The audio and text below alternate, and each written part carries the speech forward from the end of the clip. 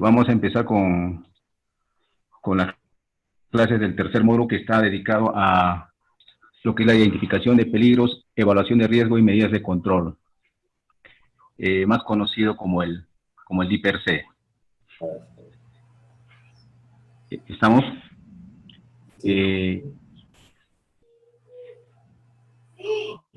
Como manera introductoria,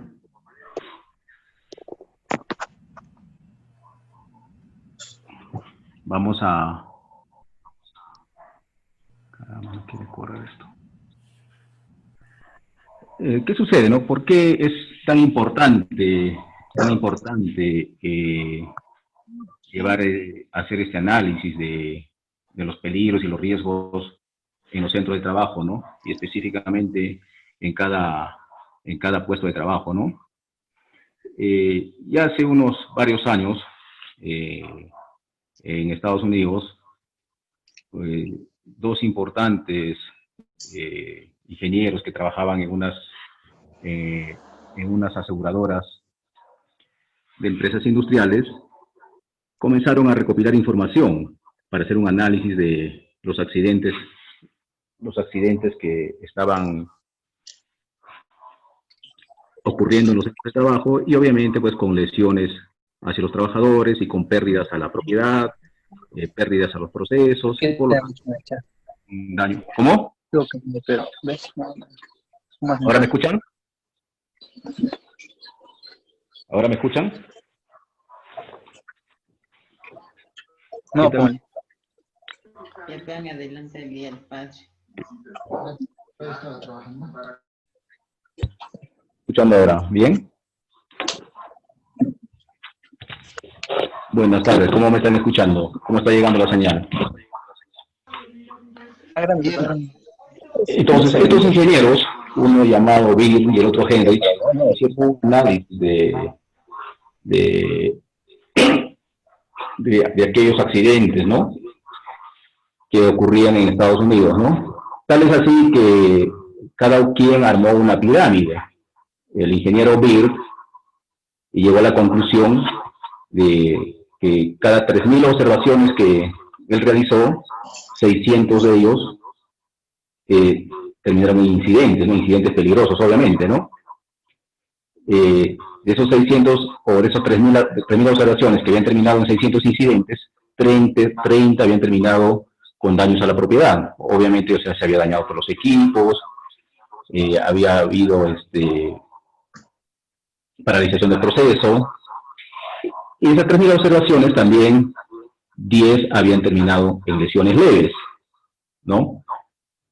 Lesiones pues que no eran de consideración, que únicamente el trabajador necesitaba de unos primeros auxilios y podía, sin mucha pérdida de tiempo, regresar a laborar. De esas 3.000 observaciones también él concluyó de que uno terminaba en una lesión grave. Entonces, una lesión grave, estamos hablando que ese trabajador ha necesitado pues de una atención médica más especializada, ¿no? Porque la lesión ya era de consideración.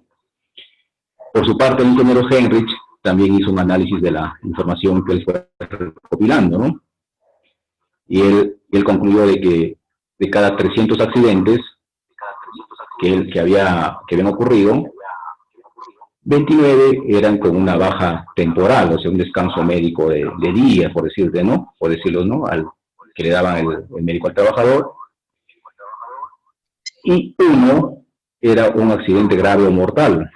Un accidente grave, estamos hablando pues que el trabajador probablemente pudo haber terminado pues con algún tipo de discapacidad, ¿no? O también terminó este análisis de esas 300 observaciones en un accidente de trabajo mortal.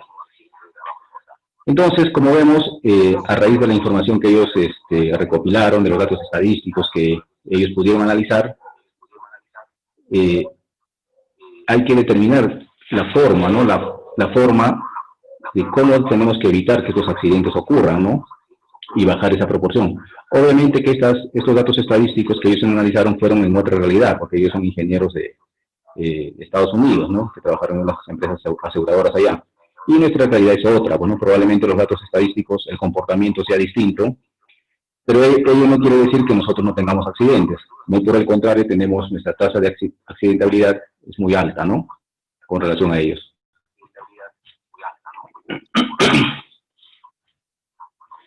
Dicho esto, vamos a ver, pues, ¿no? O sea, ¿por qué es tan importante hacer un análisis de los peligros y riesgos en los puestos de trabajo, ¿no? Porque ante la ocurrencia de un accidente de trabajo, está en riesgo la vida humana, ¿no? ¿Y qué pasaría? ¿Cuál sería el costo que nosotros tendríamos que pagar para poder recuperar esa vida humana? Entonces, si nos preguntamos, también nos vamos a responder de que la vida humana no tiene un costo, ¿no? Por más indemnización que haya, que se pague, no vamos a recuperar la vida humana ante un accidente de trabajo mortal. Lo mismo también va a ocurrir cuando el accidente no es mortal, ¿no es cierto? Solamente es un accidente con una lesión considerable, probablemente el trabajador pudiera perder una extremidad, tampoco el costo por una indemnización que se pague va a recuperar el trabajador esa extremidad que ha sido dañada, ¿no? También cuando el trabajador queda pues con una discapacidad permanente, ¿no? Ya no va a poder volver a trabajar.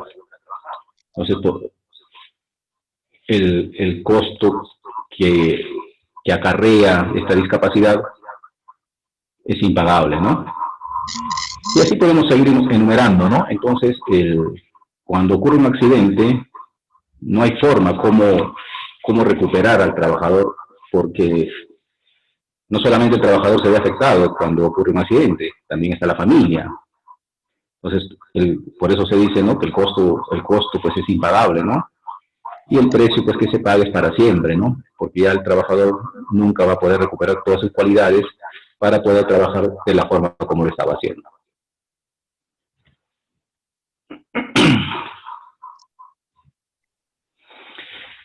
¿Cuál es el objetivo de este curso, ¿no?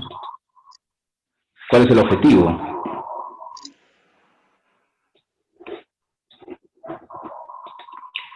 Diferenciar claramente, ¿no?, entre qué es el peligro y qué es el riesgo, ¿no? Saber claramente en qué consiste el peligro y en qué consiste el riesgo.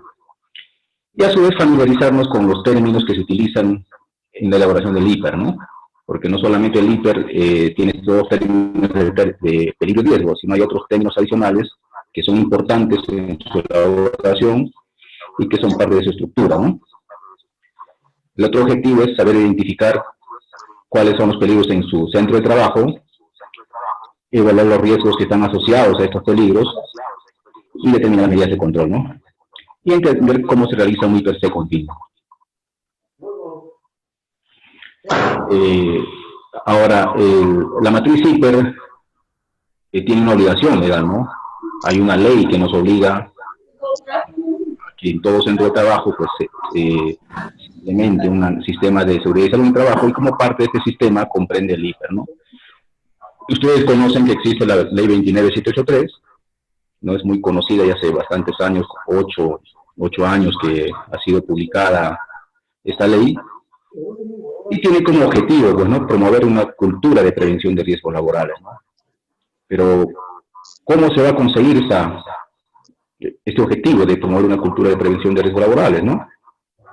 Porque cuando hablamos de cultura, estamos hablando ya del comportamiento de la empresa, ¿no? Así como el comportamiento de una persona es la conducta, el comportamiento de una empresa está reflejado en la cultura, ¿no? Entonces nos dice que esta ley tiene por objetivo promover una cultura de prevención de riesgos laborales. A su vez la ley nos indica cómo conseguir esto, ¿no? Nos dice que es con la obligación que tiene el empleador de adoptar medidas preventivas en el centro de trabajo. Pero no solamente el empleador participa, ¿no? También participan para conseguir este objetivo los trabajadores, ¿no? Con su participación, colaboración. Porque el empleador solo no, por más intención que tenga de prevenir o de adoptar medidas preventivas en el centro de trabajo, si el trabajador no participa, no colabora, no se va a lograr este objetivo de promover una cultura de prevención de riesgos laborales. También participa el Estado en su rol fiscalizador, ¿no? ¿A través de quién va a participar el Estado en este rol fiscalizador y de control del cumplimiento de esta ley, ¿no? Ustedes saben que existe SUNAFIL, ¿no?, la Superintendencia Nacional de Fiscalización Laboral, quien se va a encargar de vigilar el cumplimiento de esta norma, de esta ley, ¿no? A su vez nos dice el reglamento de esta ley, porque toda ley tiene un reglamento, nos indica que el empleador debe adoptar un enfoque de sistema de gestión, ¿no? Y es quien asume el liderazgo, ¿no?, y compromiso de estas actividades en la organización, porque les dije hace un momento, para conseguir este objetivo de promover una cultura de prevención de riesgos laborales, el empleador tiene la obligación de adoptar medidas preventivas en el centro de trabajo, ¿no? Por lo tanto, es quien asume el liderazgo y compromiso de estas actividades en la organización, ¿no? ¿Y qué nos dice esta ley en su artículo 2, ¿no? Nos dice que es aplicable a todos los sectores económicos y de servicios. Comprende a todos los empleadores y trabajadores bajo el régimen laboral de la actividad privada en todo el territorio nacional, e incluye a trabajadores y funcionarios del sector público, como también incluye a los trabajadores de las Fuerzas Armadas y las Fuerzas Policiales, ¿no? Por lo tanto, la obligación de implementar un sistema de gestión de seguridad y salud en el trabajo bajo el ámbito de esta ley, la ley 29783, es obligatorio para todas las empresas privadas y públicas.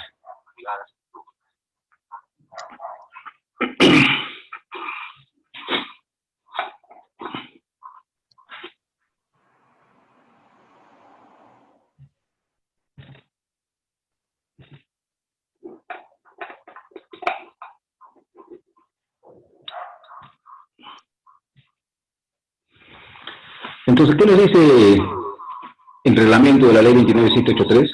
Y esto ha sido modificado en el mes de enero, febrero, porque anteriormente tenía otra descripción, el artículo 77, ¿no? Y nos dice que la identificación de peligros, evaluación de riesgos y determinación de controles es elaborada, actualizada periódicamente, ¿no?, sin exceder el plazo de un año. O sea, nosotros como empresa, en el término máximo de un año, debemos actualizar nuestra matriz IPER. ¿Y por qué debemos actualizar nuestra matriz IPER, no?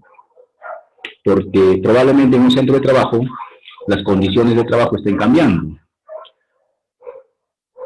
Se hayan implementado nuevos procesos, se ha traído una nueva máquina, un nuevo equipo. Por lo tanto, las condiciones han cambiado. Al cambiar las condiciones, se han presentado nuevos peligros, ¿no? Entonces, por lo tanto, debemos actualizar nuestra matriz IPER, ¿no? ¿Y cómo debemos realizar esta matriz IPER? El artículo 77 del reglamento nos indica que debemos realizar en cada puesto de trabajo, con participación del personal competente y en consulta con los trabajadores.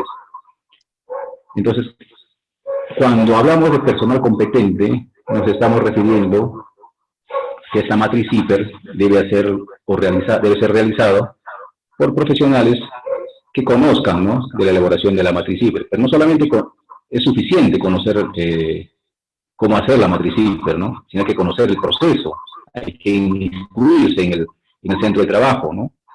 Por eso nos dice que en consulta con los trabajadores tienen que participar activamente en la elaboración de esta matriz IPER, ¿no?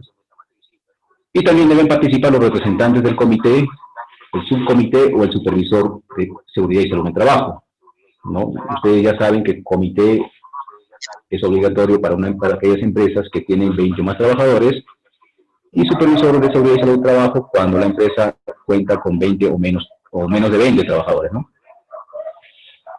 Por lo tanto, no solamente para la elaboración de la matriz IPER, no solamente basta que el profesional que va a realizar este trabajo conozca la técnica de la elaboración de la matriz IPER.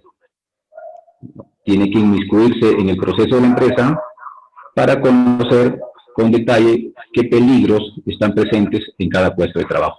Solamente así se va a poder realizar una matriz IPER que abarque pues todos los peligros y riesgos que estén presentes en cada puesto de trabajo, ¿no?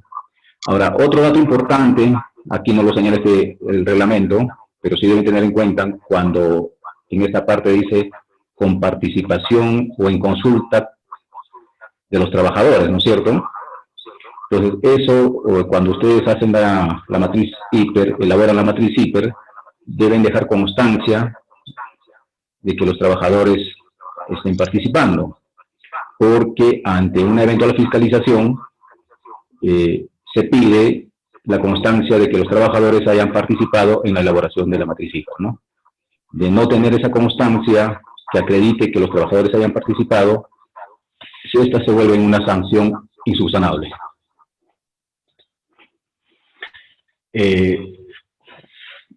Se modifica, ¿no? Como ya le dije hace un momento, se modifica este artículo 77 y nos incluyen más requisitos para la elaboración de la matriz IFAR, ¿no?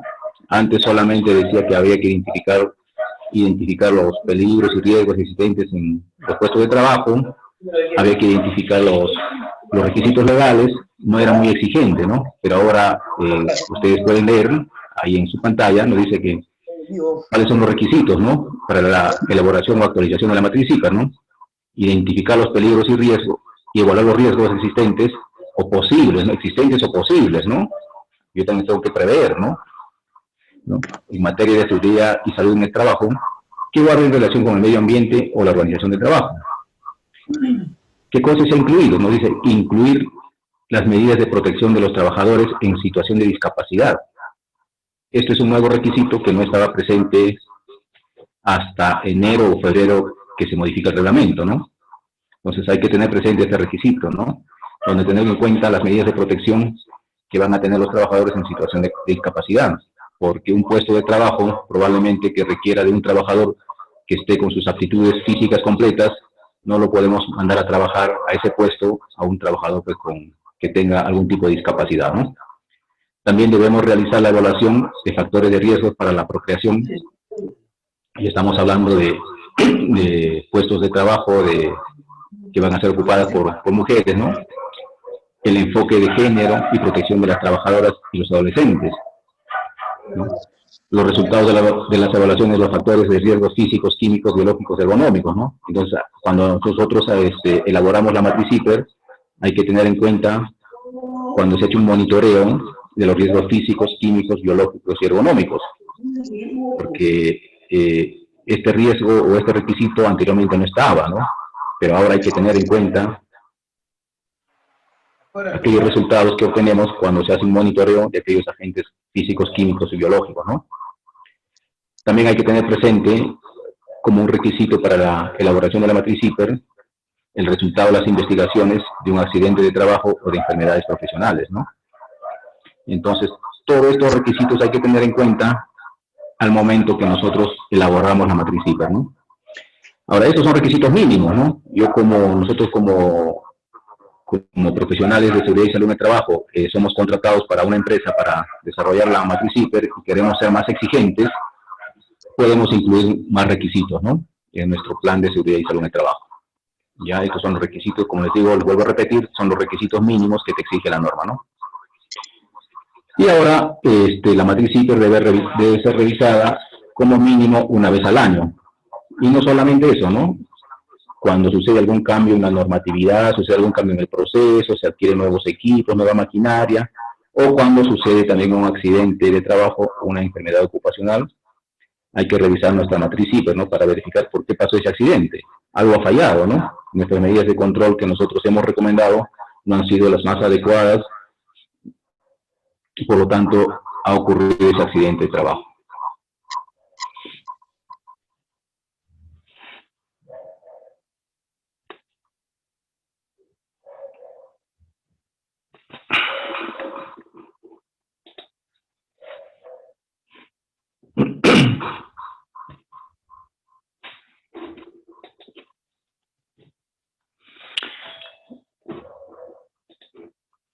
Entonces vamos como ya les decía hace un momento, estábamos hablando pues de qué es peligro y qué es riesgo, ¿no es cierto?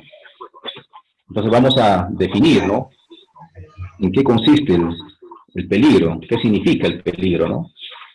Entonces la parte técnica nos indica que el peligro es toda fuente, situación o acto que ocasiona daño, ¿no?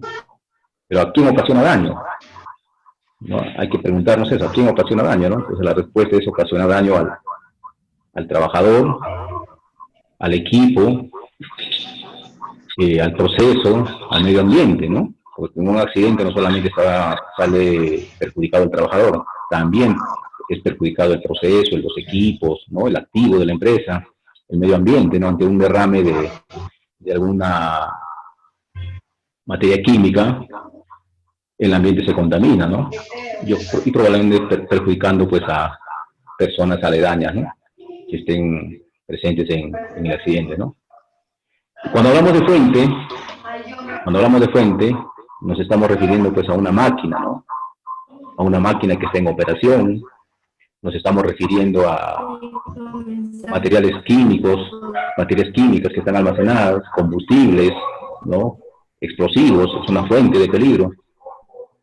Cuando hablamos de situación o condición, estamos hablando pues ante condiciones que se crean para realizar un determinado trabajo, ¿no? Como estamos viendo aquí en la figura, vemos a un trabajador que está en un andamio de 3 o 5 metros de altura. Entonces es una condición o una situación de peligro, ¿no?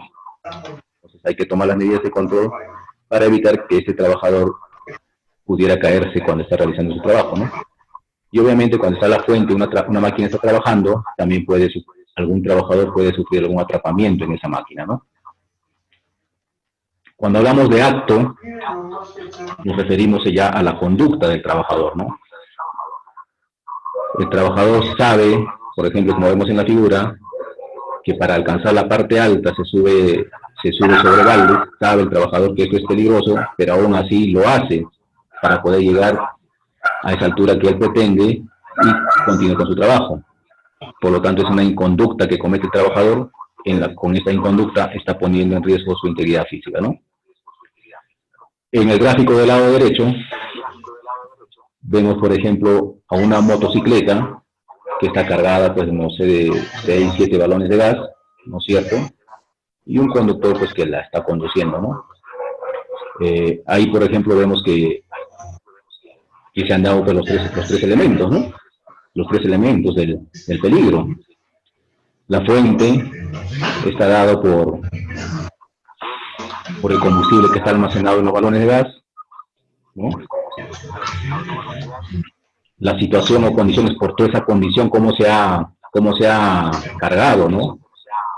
Cómo se ha generado, se ha creado una fuente de peligro o una situación de peligro, ¿no? ¿No es cierto?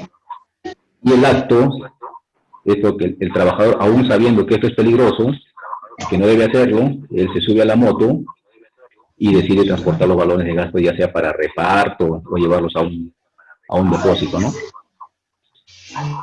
Entonces ahí vemos una figura en donde están pues, los 3 elementos del peligro, ¿no? Pero hay que tener presente, ¿no?, que es el peligro, ¿no? Toda fuente, condición o acto que pueda ocasionar daño, ¿no? ¿Daño a quién? Al trabajador, al proceso, al medio ambiente, al equipo, ¿no? 161.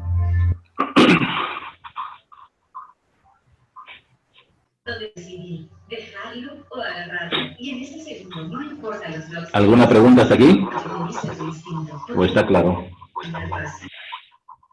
Nosotros creamos los nuevos hackies con tecnología extraflex, con canales en forma de X que redistribuyen la actividad. A ver, ¿os escucho? ¿Alguna pregunta hasta aquí o está claro?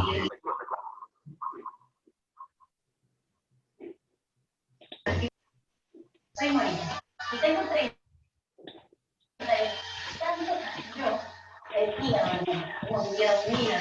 Pero nadie quita lo baila. Y ahora, darle un plus a nuestra vida.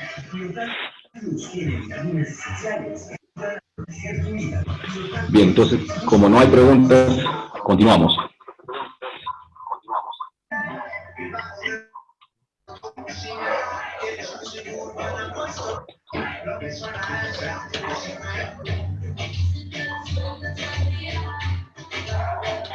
Entonces, hemos hablado de forma genérica el concepto de peligro, ¿no?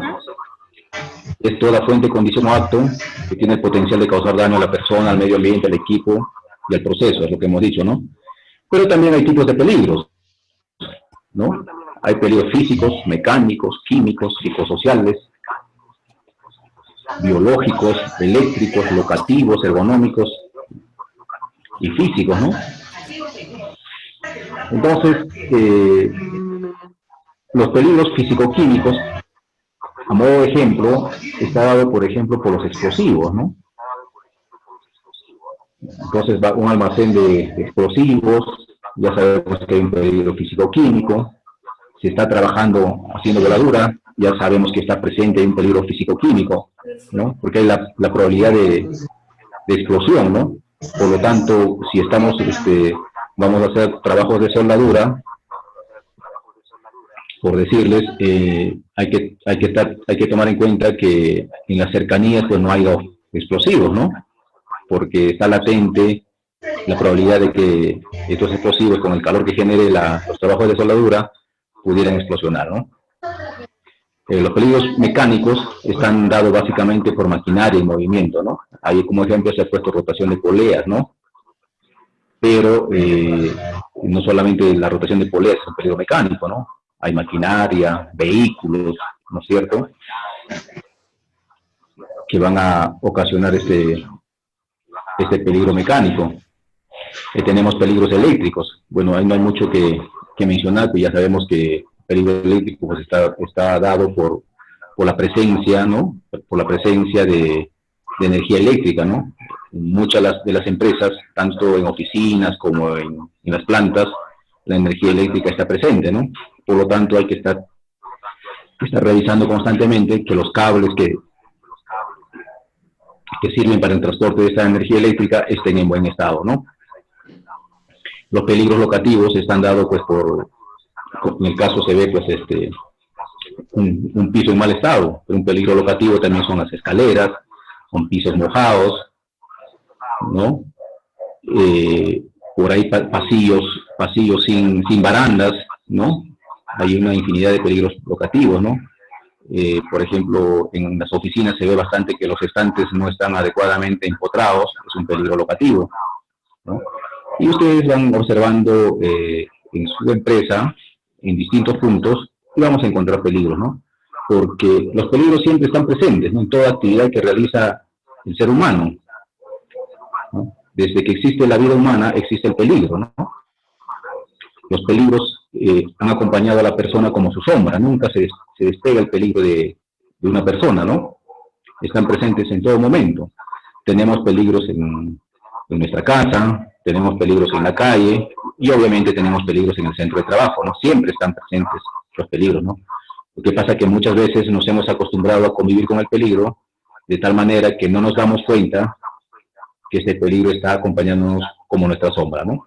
Por lo tanto, la tarea es identificar qué peligros están presentes en cada actividad que nosotros estamos realizando para tomar alguna medida de control y evitar que este peligro se materialice en un accidente o en un incidente peligroso.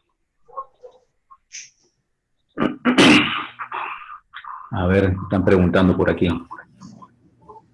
Nos están pidiendo que silencien sus audios, ¿no?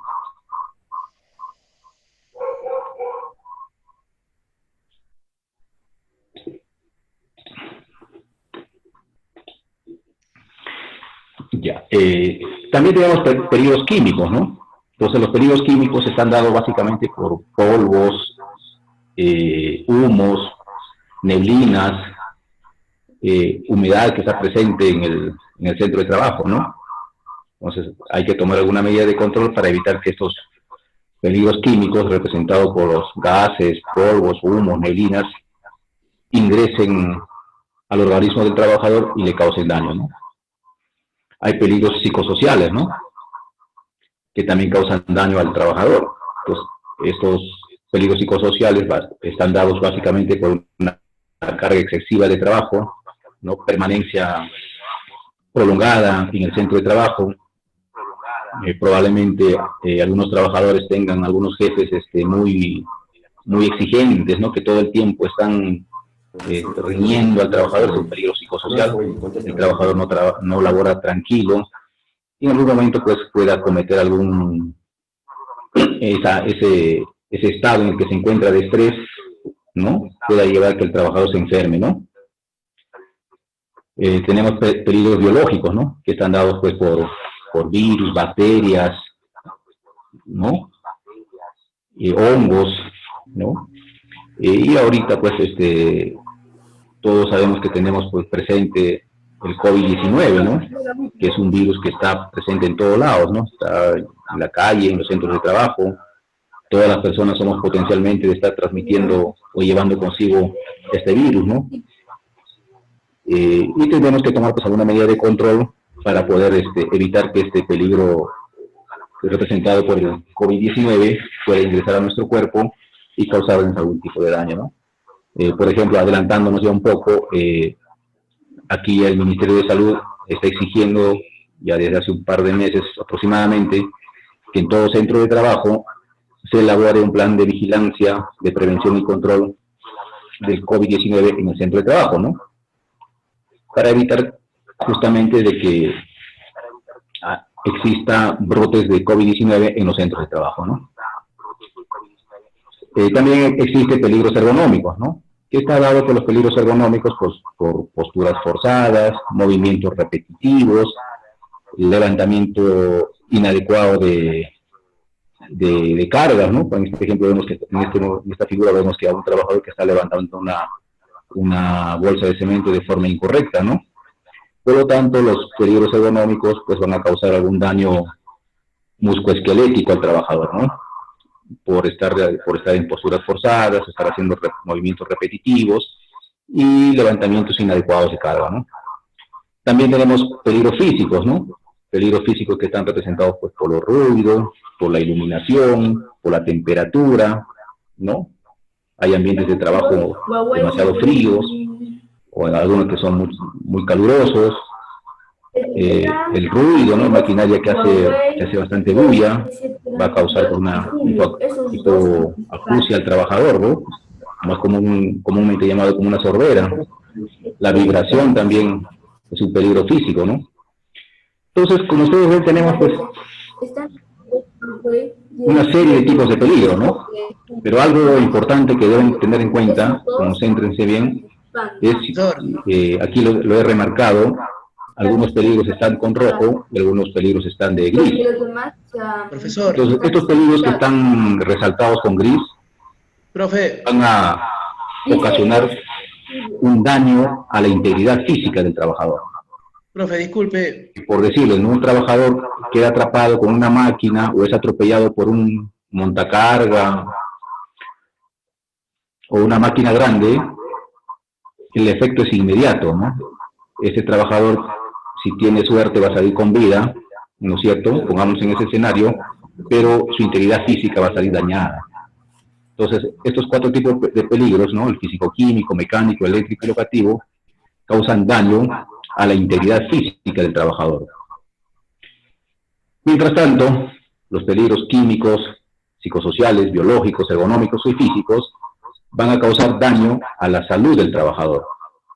Porque un trabajador que está expuesto, por decirles, a humo metálico, a neblinas, a polvos, el efecto dañino a la salud del trabajador no es inmediato, ¿no? Se va a ver con el tiempo. El peligro físico normalmente pues, le va a causar algún daño a los pulmones, a la médula ósea, ¿no? Porque ha estado expuesto el trabajador bastante tiempo a polvos, a neblinas, a humos metálicos. Por lo tanto, su salud se va a ver pues, resquebrajada. Lo mismo también los peligros psicosociales, ¿no? Es la salud del trabajador la que se ve afectada. Lo mismo sucede con los peligros biológicos, ¿no? Por ejemplo, algún trabajador o una persona que se contagia del COVID-19 se ve afectada su salud, no su integridad física. El peligro ergonómico lo mismo, ¿no?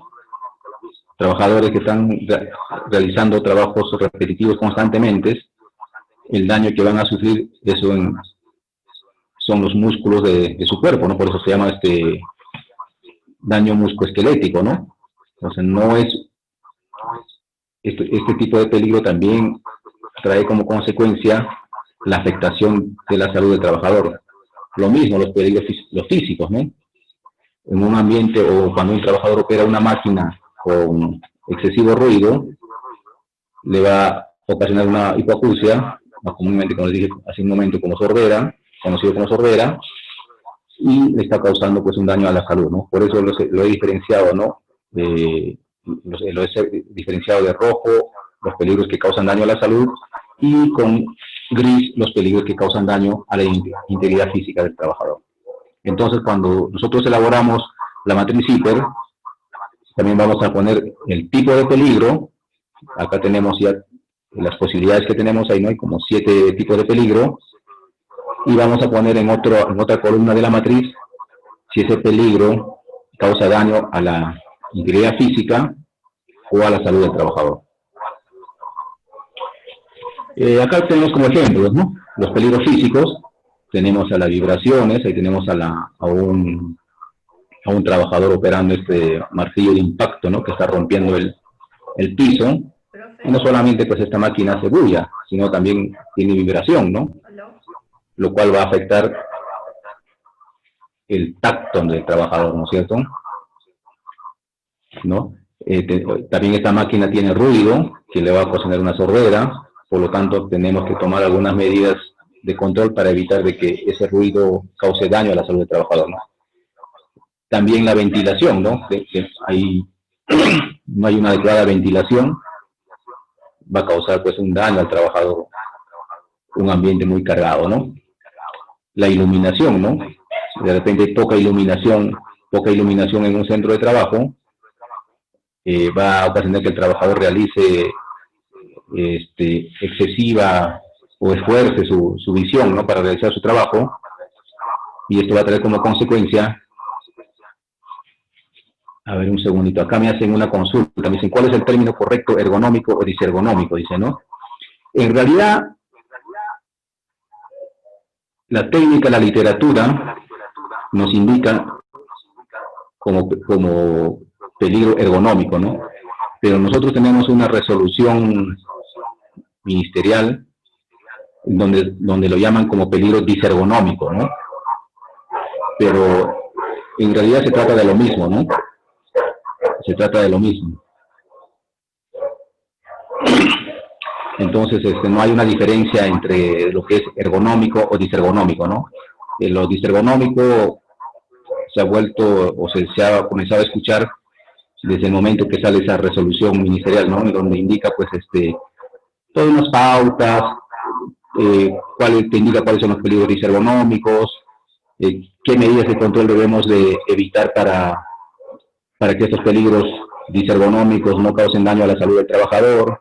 Nos hablan de las pausas activas, ¿no es cierto? Cada hora de trabajo hay que hacer una pausa de 10 minutos, por decirles, ¿no? Entonces toda esa técnica de cómo controlar esos peligros ergonómicos nos habla esta resolución, ¿no? Que nos dice, y esa resolución nos habla de peligros disergonómicos, ¿no? Pero en realidad es lo mismo, ¿no? No hay una diferencia, no es que ergonómico va a significar una cosa y disergonómico otra cosa distinta, ¿no?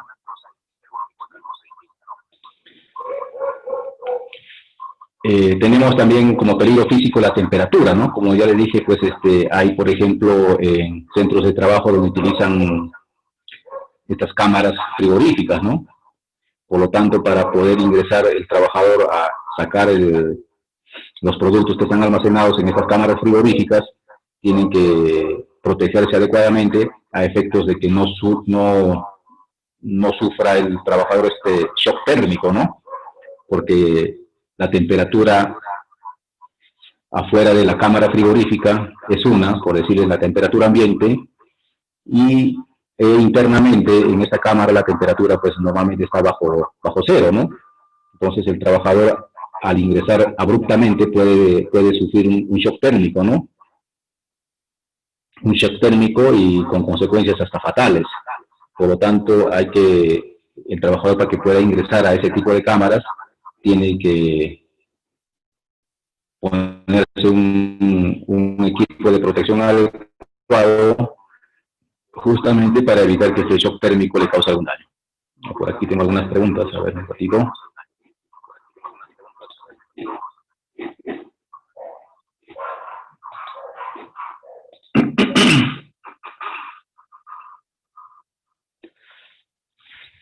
A ver, acá dicen, ¿cuál es el protocolo para evaluar las vibraciones en el cuerpo de un trabajador? A ver, no es que haya un protocolo, ¿no? Sino hay unos equipos para medir la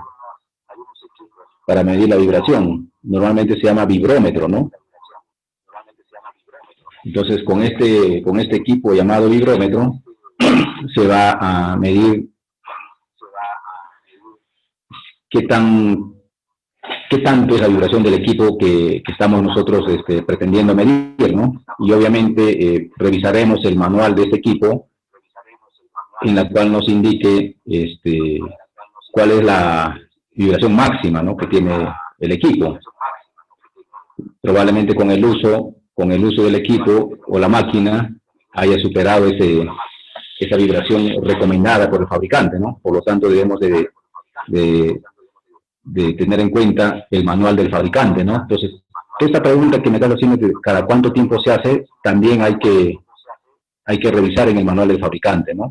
Es importante en las máquinas, cuando nosotros estamos haciendo nuestra matriz Zipper, en la cual está involucrada maquinaria y equipo, hay que tener en cuenta, muy en cuenta, ¿no? No en cuenta, sino hay que tener muy en cuenta las recomendaciones que nos da el fabricante para su correcto uso o su correcta operación. De esta manera nosotros vamos a evitar de que ocurra algún accidente o incidente peligroso, o un accidente de trabajo, ¿no? Entonces, hay que solicitar nosotros al momento de realizar la matriz Zipper que nos proporcionen el manual de la maquinaria, ¿no?, o el equipo. Entonces, ahí está especificado cuántos son los decibeles, por ejemplo, de ruido que emite la máquina, cuál es la vibración que emite, ¿no? Entonces, nosotros, para saber si la máquina está dentro de esos límites de la vibración que indica el fabricante, tenemos que hacer la medición con este aparato o este instrumento que les digo que se llama vibrómetro, ¿no? Lo mismo también el ruido, ¿no? El ruido tenemos que utilizar, hay que medirlo, ¿no? Para saber si estamos o no estamos por encima porque el ruido máximo que la persona puede soportar, digamos, durante 8 horas de trabajo es 80 decibeles. 80 decibeles, ¿no?, en una jornada de 8 horas. Un ruido ya mayor a 80 decibeles ya se vuelve peligroso para la audición del trabajador. Por lo tanto, nosotros, ¿cómo vamos a saber si estamos debajo o encima de 80 decibeles? La única forma de saberlo es a través de la medición. ¿Y cómo lo vamos a medir, no? Hay aparatos para ello, como se llama el sonómetro, el dosímetro, ¿no?, que son aparatos para la medición del ruido, ¿no? Igualmente, ¿no?, la iluminación. Hay que medir la iluminación, ¿no?, para saber si hay excesiva iluminación o poca iluminación. Entonces también hay un aparato que se llama luxómetro, que nos permite medir la iluminación que hay en un determinado puesto de trabajo o un ambiente de trabajo, ¿no? La temperatura también hay que medirla, ¿no? La temperatura la medimos pues con los instrumentos que están recomendados para ello, ¿no? Temperatura de un termómetro de ambiente, ¿no? A través de un termómetro de ambiente vamos a saber a qué temperatura estamos trabajando en un determinado centro de trabajo.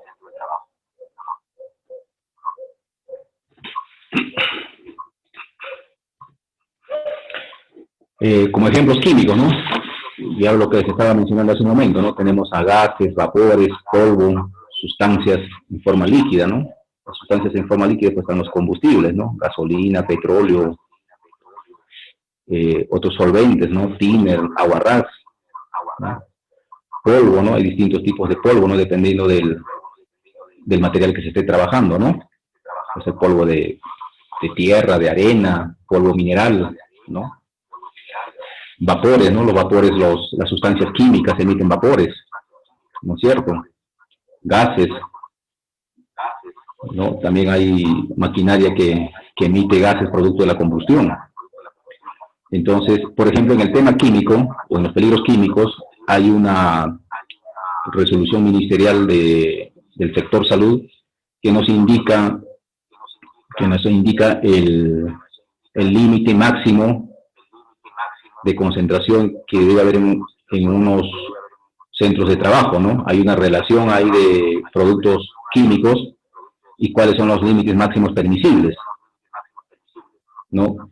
Esto ya es producto de un análisis que se ha hecho y el sector salud ha sacado esta resolución indicando que cuáles son los límites máximos a los que puede estar expuesto un trabajador a estos productos químicos que están presentes en esta relación, ¿no? Entonces, en el entendido de que ¿cómo voy a saber, no? También igualito, ¿no? La pregunta es cómo saber si estamos o no estamos por debajo de esos límites máximos, ¿no? La única manera de saberlo es haciendo mediciones, ¿no? Para saber cuál es la concentración de esa sustancia química en el centro de trabajo, ¿no? Entonces, aquí sí, en el tema químico hay una relación, como les digo, una resolución del Ministerio de Salud, en la cual nos indica cuáles son los límites máximos permisibles, ¿no? Así se llama, ¿no? Límites máximos permisibles de elementos químicos en los centros de trabajo, ¿no? Por ejemplo, en la foto, en la figura del lado derecho, inferior derecho, vemos a un trabajador pues haciendo un trabajo de soldadura, ¿no? Entonces ahí tenemos, por ejemplo, varios peligros presentes, ¿no?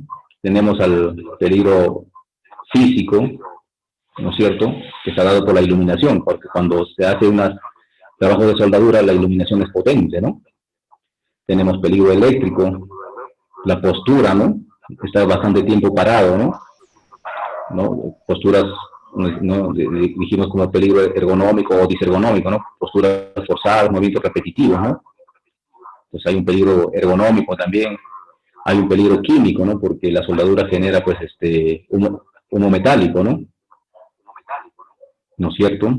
Ya les dije, el peligro físico está dado por la iluminación, el calor, porque hay bastante calor cuando se realiza el trabajo de soldadura, ¿no? Entonces, como vemos, esta imagen nos sirve para indicar de que cuando nosotros realizamos una tarea, no solamente está presente un tipo de peligro, sino también hay varios tipos de peligro, o varios peligros presentes, ¿no?, en una actividad. Entonces, cuando nosotros hacemos la matriz IPER, tenemos que especificar bien cuál es la tarea o la actividad y qué peligros están presentes en esa tarea o actividad. Como vemos, esta figura es bien ilustrativa y nos permite observar de que en una sola tarea o actividad de soldadura hay varios peligros presentes, ¿no? Entonces, de esa manera nosotros tenemos que hacer el análisis puesto por cada puesto de trabajo y determinar qué peligros están presentes en cada puesto. ¿Alguna pregunta hasta aquí o seguimos?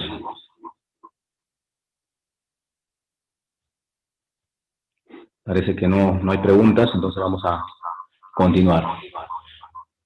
A ver, alguien está preguntando. Ya está bien. Entonces está claro, está perfecto. Ya tenemos peligros, hemos mencionado que tenemos peligros biológicos también, ¿no es cierto? Y estos peligros biológicos están dados pues por hongos, parásitos, virus, bacterias, ¿no?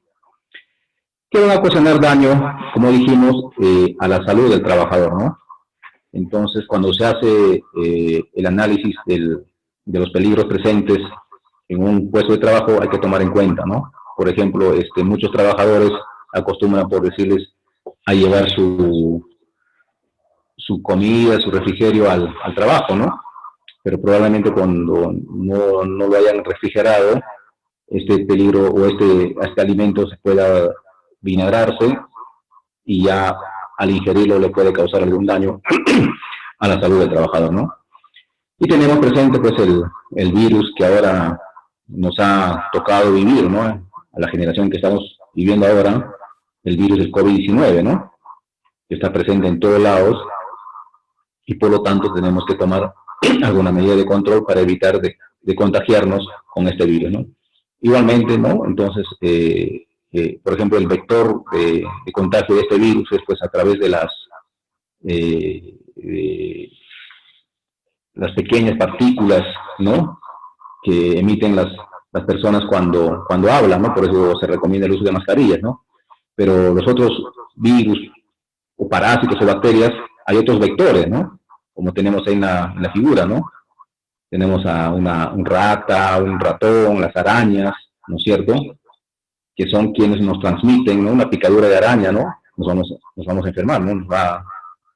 Es un peligro biológico, ¿no? Igualmente, una rata o ratón que haya andado por los alimentos o nos muerda, ¿no?, nos va a transmitir algún tipo de enfermedad, ¿no? Por ejemplo, normalmente las ratas, los ratones nos transmiten rabia, ¿no? Como peligro biológico también podemos tener pues, o vector, ¿no? De un peligro biológico hasta un perro, ¿no? Un perro nos puede, algunas personas realizan su trabajo en las calles, ¿no? Por ejemplo, los que hacen la lectura de los medidores de agua, de luz. Entonces ellos están expuestos a las mordeduras de perros, ¿no? ¿No es cierto? Entonces ahí también hay un peligro biológico que debemos tener en cuenta, ¿no? Y tomar alguna medida de control para evitar de que, por decirles, un perro no muerda, ¿no? Cuando estamos laborando. O también lo que trabajamos en el campo, ¿no? Hay mosquitos presentes, ¿no? Sobre todo en los que trabajan en la selva, ¿no? Hay mosquitos presentes que transmiten algún tipo de enfermedad, el dengue, malaria, ¿no es cierto? Entonces son peligros biológicos que están presentes, ¿no? Entonces nosotros tenemos, cuando evaluamos el puesto de trabajo, hay que evaluar todo el entorno, ¿no? ¿Qué cosa nos puede dañar, no? Tenemos que observar qué cosa nos puede dañar cuando estoy laborando aquí en este puesto de trabajo. ¿Qué cosa puede causar daño no solamente a mi integridad física, sino también a mi salud, ¿no? Esas preguntas tenemos que respondernos al momento. Entonces, por eso nosotros es importante cuando les dije de que la matriz IPER se elabora en consulta y participación del trabajador, ¿no? Porque ¿quién conoce más que nadie el puesto de trabajo? Yo puedo ser especialista desarrollando la matriz IPER, pero yo no conozco bien su puesto de trabajo. Entonces, el trabajador es quien conoce a qué peligros y riesgos está expuesto en su puesto de trabajo, y él es quien nos va a dar esa información para nosotros elaborar de una manera correcta nuestra matriz IPER. Tenemos ahí como peligros ergonómicos, ¿no? Ya estábamos hablando, ¿no? De posturas forzadas, ¿no? Sobreesfuerzos, movimientos repetitivos, ¿no? Ahí en la figura vemos, por ejemplo, a un conductor que está sentado de forma correcta, ¿no? Con la espalda erguida, y a otro trabajador, otro conductor de una forma incorrecta, con la espalda encorvada, ¿no? Por lo tanto, se está causando daño, pues, un daño musculoesquelético, ¿no? En la figura de abajo tenemos a un trabajador que está levantando de manera incorrecta una bolsa de cemento, ¿no? Ahora, esta norma, la 375, que nos habla de riesgo disergonómico, y aparte de otra literatura también, ¿no? Nos indican que en el levantamiento de cargas, la persona masculina puede levantar como máximo 25 kilos, solo, ¿no? Y obviamente hacerlo de la forma correcta, ¿no? Hay una técnica que te indica esta norma, la 375, del 2008, de cómo es la forma correcta de manipulación de cargas, ¿no? Y ahí te indica que como máximo el trabajador de sexo masculino puede levantar 25 kilos y la trabajadora de sexo femenino tiene como carga máxima para levantar 15 kilogramos, ¿no? Entonces eso hay que tener en cuenta también. Entonces si la carga que van a levantar o trasladar pesa mayor a 25 kilos, tratándose de varones, ya tendrían que hacerlo entre 2 personas o utilizar algún tipo de maquinaria para poder levantar esa carga, ¿no? De la misma manera, cuando se trata de levantamiento de cargas de trabajadoras de sexo femenino, si la carga pesa o supera los 15 kilos, deberían hacerlo ya entre 2 personas, o en su defecto utilizar algún tipo de maquinaria, equipo para levantar esa carga.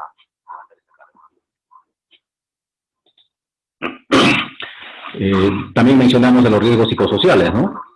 Ahí tenemos en las figuras los ejemplos de los riesgos psicosociales, ¿no? Tenemos a un jefe bien exigente, ¿no es cierto?, que para todo el tiempo malhumorado y descarga pues ese mal humor en el centro de trabajo, ¿no? O tenemos a otro trabajador con excesiva carga de trabajo, aparte que tiene que atender pues llamadas de los usuarios, clientes, ¿no? Entonces, por atender estas llamadas no puede avanzar su trabajo, ¿no? Cosa que cada día se le va acumulando más trabajo. Entonces, estas conductas, pues, van a ocasionar un estrés en el trabajador, ¿no? Van a bajar su rendimiento, van a bajar su autoestima, ¿no? Y van a terminar con los trabajadores mal de salud, ¿no? Entonces, tenemos como ejemplos, ¿no?, el hostigamiento psicológico, estrés laboral, el moving, ¿no? Entonces, ¿qué consiste el moving, no? Nosotros hemos escuchado muchas veces el famoso bullying, ¿no? Entonces, el bullying, ¿en qué consiste, no? Sobre todo esto sucede bastante en los colegios, ¿no? algún compañero, los compañeros de estudios cogen a otro compañero y le hacen pues un cargamontón, ¿no?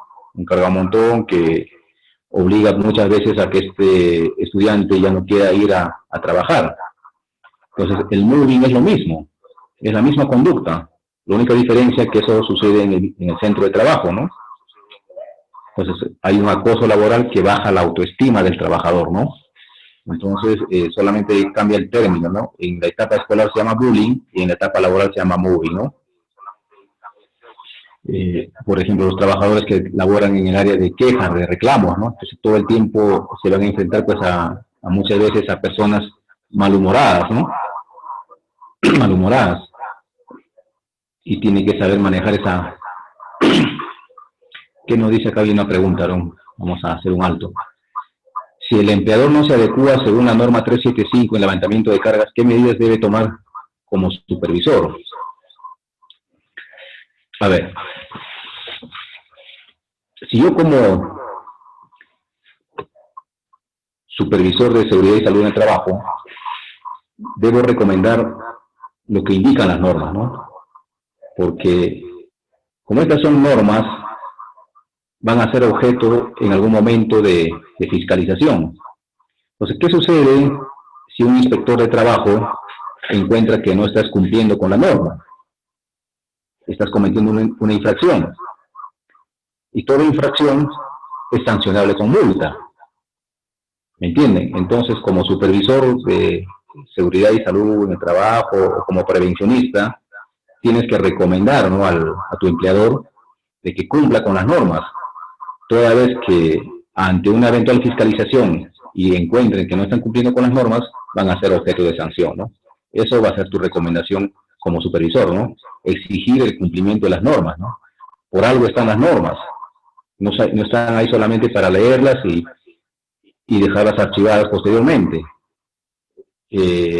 Las normas se han dado para que exista un real y efectivo, una aplicación de estas normas, ¿no? Para evitar que este incumplimiento cause pues algún daño a la salud del trabajador, ¿no? No sé si ha respondido a tu pregunta.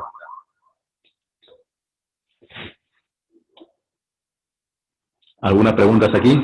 ¿Una adicional?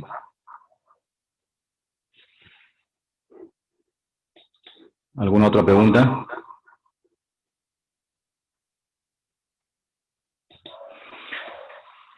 A ver, aquí hay una más.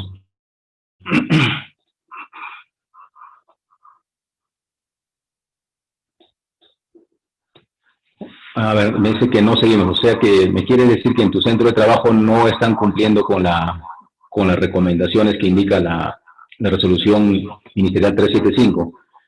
Como te digo, ¿no? O sea, eso, mientras la fiscalización no te caiga, o mientras un trabajador no vaya y denuncie e indique que están incumpliendo con la norma, pues no va a pasar nada mientras no haya eso, ¿no? No haya la fiscalización, un trabajador no vaya y no denuncie, ¿no?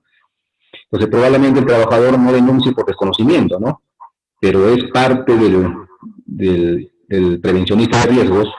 El prevencionista, por eso tiene ese nombre, ¿no? Prevencionista de riesgos, y por eso nos estamos preparando ahora en este curso, ¿no?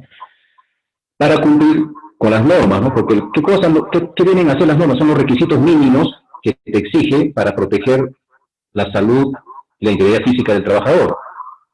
Entonces tú como prevencionista de riesgos, mínimamente tienes que exigir el cumplimiento de estas normas. Y estas normas, como prevencionista de riesgos, tienes que difundirlas. ¿Difundirlas a quién? A los trabajadores, ¿no? Entonces, si no están cumpliendo con esa norma, probablemente no haya ninguna queja, ningún reclamo del trabajador por desconocimiento del trabajador, ¿no? Pero como supervisor de seguridad y salud en el trabajo o como prevencionista, es tu obligación, ¿no? En las medidas de control, ¿no?, que haces en tu hiper, o que has hecho en tu hiper, ¿no?, indicar pues que el levantamiento de cargas no debe ser superior a 25 kilos, ¿no?, en el caso de varones, y 15 kilos en el caso de mujeres. Y el hiper pues, no se hace para nosotros tenerlo archivado en en nuestra oficina, ¿no? Porque, ojo, que el hiper debe ser publicado en un lugar visible en donde los trabajadores tengan acceso. Entonces, por ahí veo, por ejemplo, que ya la tarea del supervisor no está cumpliendo, ¿no? De publicar el hiper, ¿no?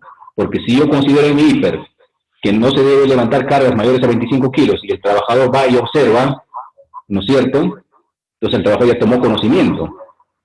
tomó conocimiento que levantar cargas superiores a los 25 kilos están causando daño a su salud. Por lo tanto, una recomendación también ahí para hacer la difusión de la norma es que tu hiper lo publiques en los puestos de trabajo, no vamos a publicarlo pues obviamente en cada puesto, ¿no? Sino en una determinada área en donde los trabajadores tengan acceso al hiper y puedan ver a qué peligros y riesgos están expuestos en su puesto de trabajo, ¿no? Esa sería mi recomendación. Aquí hay otra pregunta, ¿no? Que me dicen, ¿qué ocurre si dentro del presupuesto de obra no se contempló presupuesto para supervisor de seguridad? Bueno, a ver, las leyes en el tema de construcción, no estamos hablando de una obra, de una construcción, indican desde que se está gestando, digamos, el proyecto, ¿no? Desde que se está gestando el proyecto, ya debe haber una partida para el tema de seguridad y salud en el trabajo, ¿no? Y desde que se está gestando el proyecto, ¿no? Entonces ya hay una partida. Por lo tanto, estarían incumpliendo con la norma aquí. Porque ya te indica la G050 y la 011-2018-2019, que es una norma que ha salido de construcción, un reglamento de seguridad y salud de construcción, y hay una del 017-2017, que es para el tema, para el sector público, ¿no? Que indica que tiene que haber una partida para cumplimiento de las normas de seguridad y salud en el trabajo, ¿no? Por lo tanto, pues, no solamente desde las normas, está incluido todo el tema de equipos de protección personal, capacitaciones, exámenes médicos, preocupacionales, ¿no? Todo eso debe estar contemplado desde el momento en que se está gestando el proyecto, ¿no?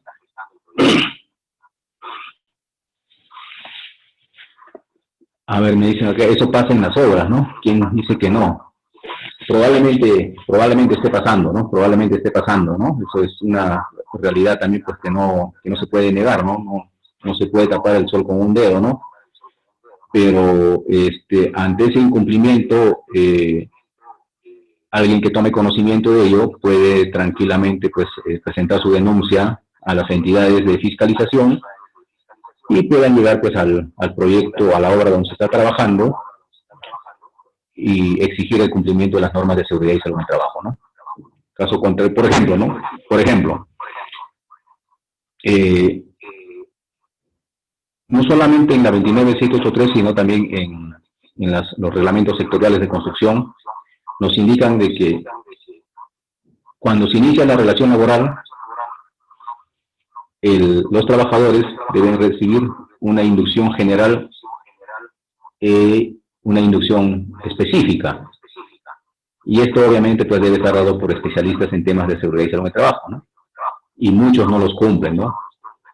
Entonces esto se vuelve una infracción insubsanable, porque si ya estás trabajando 3, 4 meses y te llega la fiscalización, no vas a poder, pues, retrotraer el tiempo y darle una inducción, porque la norma claramente te dice que la inducción se da en el momento que se inicia la relación laboral, ¿no? Entonces, como prevencionistas hay que tener bastante cuidado en ello, de que nosotros, si trabajamos en una obra debemos, el día que X trabajador inicie su relación laboral, le debemos dar una inducción general, así como una inducción específica ya para las tareas propias que va a desarrollar, ¿no?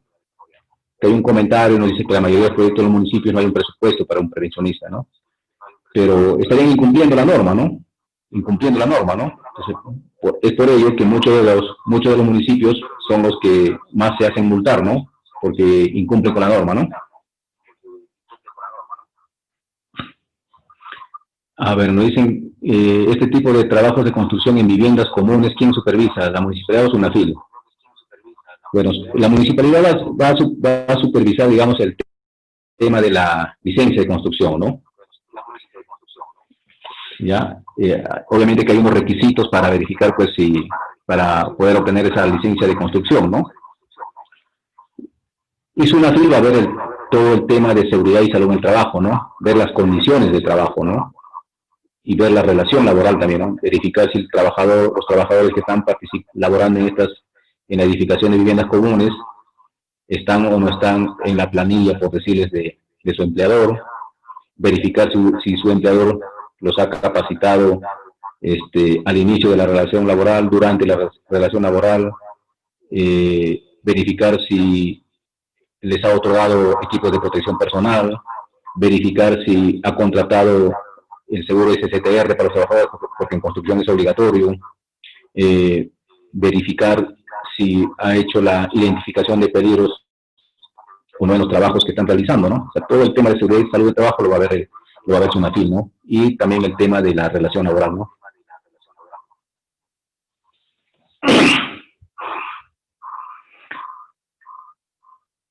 Sí, pues a veces nos dicen acá, hay ya un comentario de otro asistente, ¿no? Dice que los proyectistas no incluyen la partida para ese pago, ¿no? Entonces, uno no lo están incluyendo por desconocimiento de que se deben contemplar desde el inicio o desde la gestación del proyecto una partida para seguridad y salud en el trabajo, o lo están haciendo por desconocimiento, ¿no?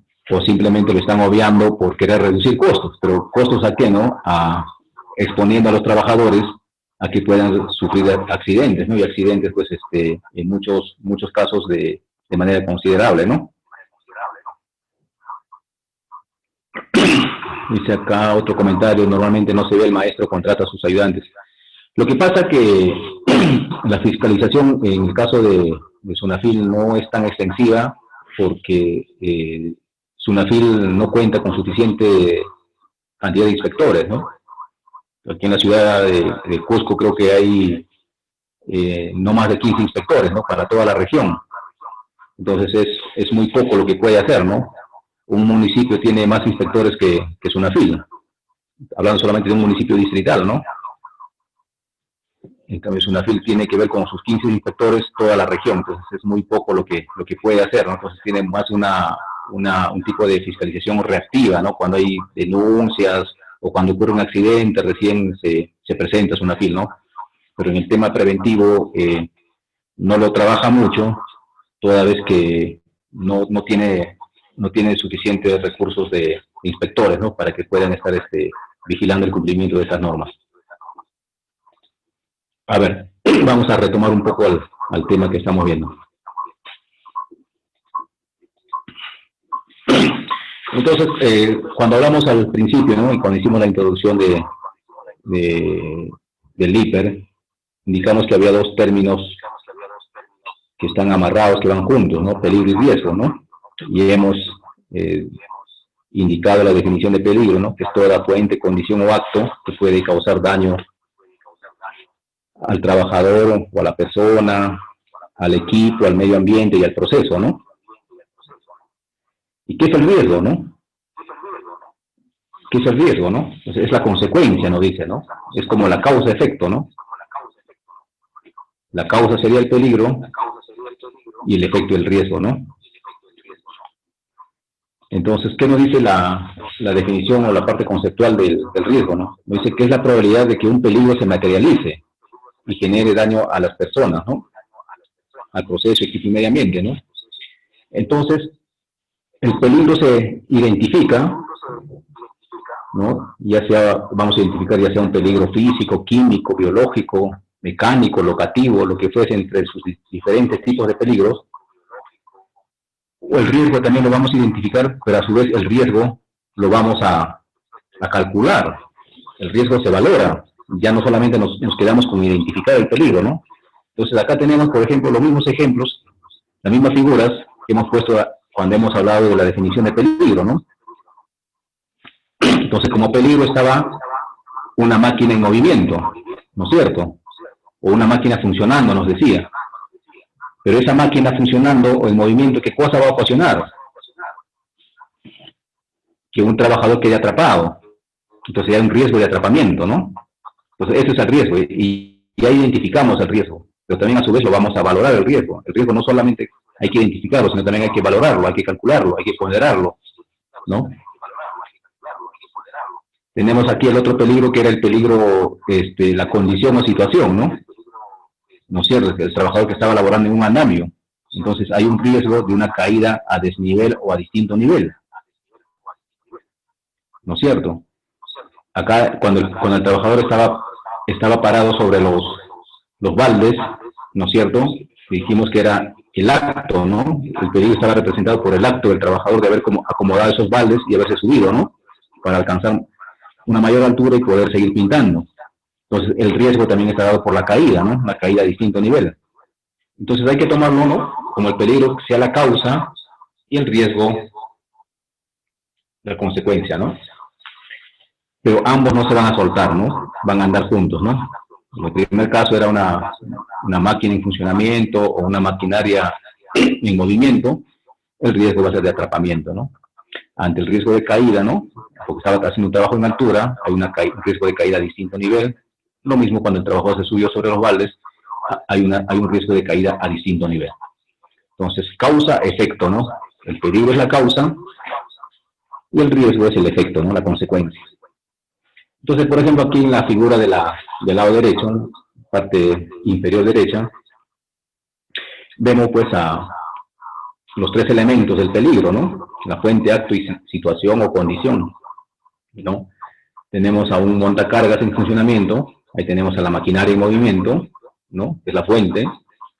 Tenemos a un operador que se puso a conducir el montacargas sin saber conducir, no sé, es el acto, ¿no? Yo no sé conducir, no sé operar, pero aún así pues me he subido a la máquina y he pretendido operarlo, ¿no? Y la condición pues está dado por que hay un piso inclinado, ¿no?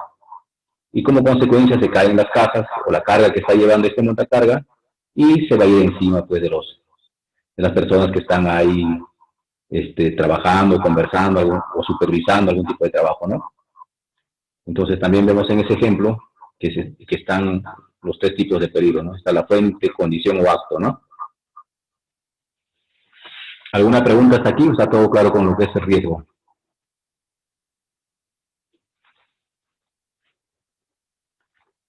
Creo que ha quedado claro, ¿no? ¿Sí? ¿O hay alguna pregunta para seguir avanzando? A ver, alguien pregunta aquí.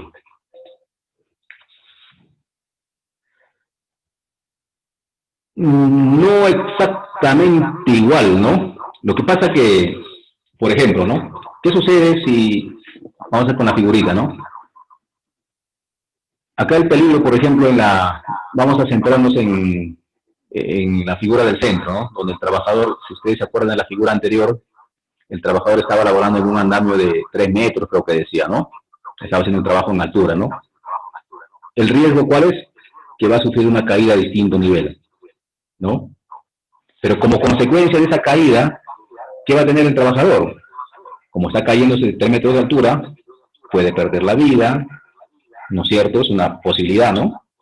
Por eso nos dice que como riesgo es la probabilidad, dice, ¿no? De que un peligro se materialice, ¿no? También no puede perder la vida, o solamente puede sufrir pues, golpes, fracturas, ¿no es cierto? Hematomas. Entonces, esa va a ser la consecuencia, ¿no? La consecuencia de esa caída, ¿no? De ese riesgo que se materializó, ¿no? Se materializó tanto el peligro y el riesgo, ¿no? Y como consecuencia, pues, ¿cuáles son los daños, los efectos que tuvo la persona, ¿no?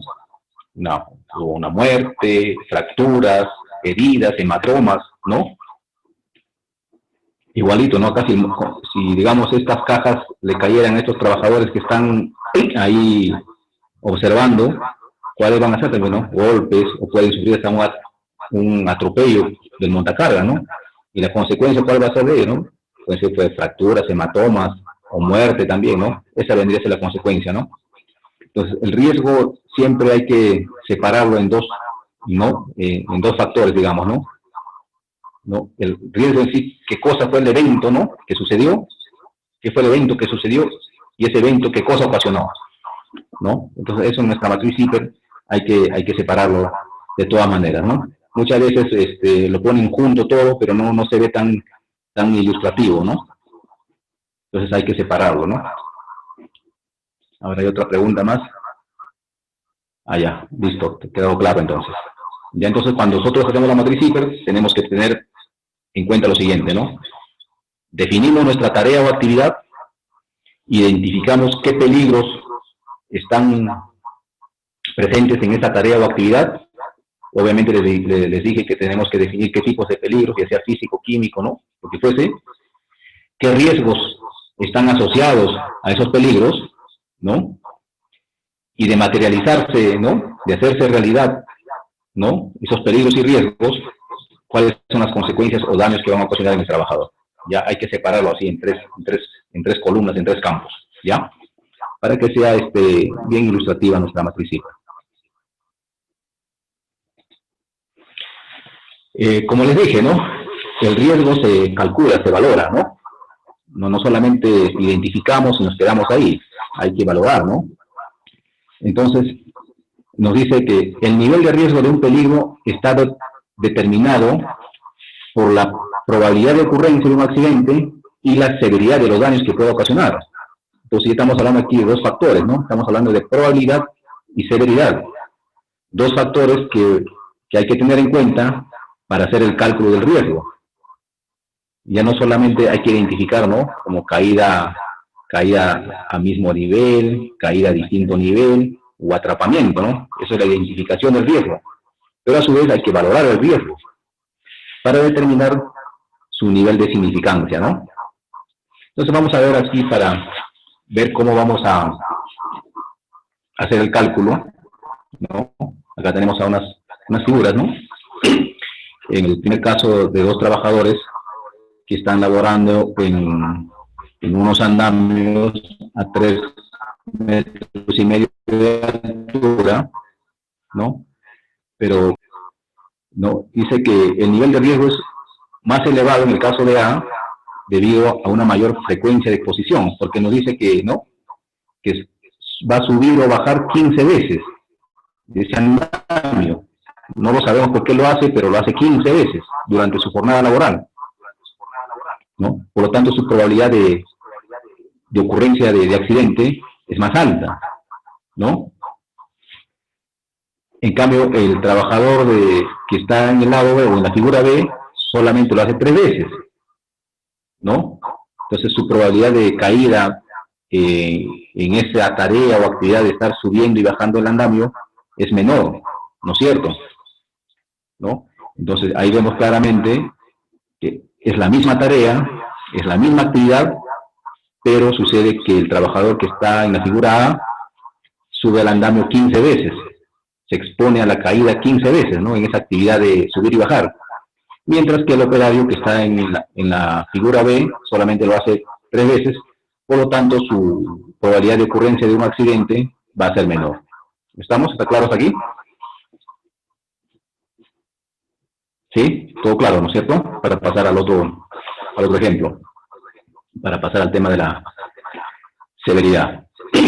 Entonces aquí en la parte izquierda hemos visto el tema de la probabilidad, ¿no? Que está dado por la frecuencia de exposición a una determinada actividad, ¿no? Es lo mismo, ¿no? Muchas veces quienes laboran, por decirles, en las oficinas, ¿no? Algún trabajador que labora, pues, en un segundo piso, llega en la mañana, sube por las escaleras, ¿no es cierto?, a su puesto de trabajo, está hasta el mediodía ahí, hasta el momento que va a bajar a almorzar, almuerza, vuelve a subir, y hasta la tarde que termina la jornada, va a bajar y se va a retirar, ¿no? Hizo o transitó por la escalera 4 veces al día, ¿no? Pero ¿qué sucede, por decirles, como un conserje, ¿no? Que va a estar coordinando, pues, con oficinas del primer piso, el segundo piso, y qué sé yo, haciendo otros trámites, ¿no? Va a hacer un mayor uso de las escaleras, hará 10 veces, 15 veces, ¿no es cierto? El elemento o la condición es el mismo, pero ¿quién va a estar mayor expuesto, ¿no? de ocurrir un accidente, ¿no? El conserje, porque está haciendo uso de la escalera con mayor frecuencia, aún siendo el mismo elemento, ¿no? Entonces, por eso hablamos para el cálculo de riesgo, que hay dos factores que están involucrados, ¿no? La probabilidad y la severidad. Entonces, la probabilidad está dado por el número de veces que se hace uso o por el número de veces que uno se expone a un determinado peligro, ¿no? Pasando a la figura del lado derecho, ¿no? Tenemos a un trabajador que está haciendo trabajos ahí de perforación en la pared, subido sobre una escalera tipo tijera a una altura de 1,5 metros, ¿no? Y mientras tanto tenemos al otro lado a un trabajador que está sobre un andamio, pero a una altura de 3,5 metros, ¿no? Entonces, cuando, digamos, nos ponemos en el hipotético caso que ambos trabajadores se caigan, ¿no es cierto? ¿Qué trabajador es el que va a sufrir mayores daños, no? ¿Qué trabajador es el que va a tener mayores lesiones ante esa eventual caída? Obviamente, el trabajador que se cae de mayor altura, ¿no es cierto? Porque caerse de 1,5 metros de repente solamente sufre golpes, hematomas o fracturas, ¿no? Pero el trabajador que se cae de una altura de 3,5 metros, las consecuencias pueden ser hasta fatales. Por lo tanto, la severidad, ¿no? De esta eventual caída del trabajador B van a ser mayores con respecto a la caída del trabajador A, ¿no? Entonces el riesgo lo vamos a calcular, ¿no? Como el producto de la probabilidad o la severidad, ¿no? Pero me dirán, pero ¿cómo sé la probabilidad? ¿De dónde saco la probabilidad? ¿De dónde saco la severidad, no? Hasta acá está bonito, está fácil, ¿no? El riesgo lo voy a calcular multiplicando la probabilidad y la severidad. Entonces hay unas tablas, hay unas metodologías para hacer la valoración del riesgo, ¿no? Hay distintas metodologías, ¿no? Y la norma, a través de la resolución ministerial 050-2013-TR, te sugiere, no te obliga, te sugiere unas 3 metodologías de valoración de riesgo, ¿no? Pero en realidad hay más metodologías, ¿no? Que tranquilamente lo puedes utilizar, siempre y cuando pues, su uso sea el correcto y adecuado, ¿no? ¿Alguna pregunta hasta aquí?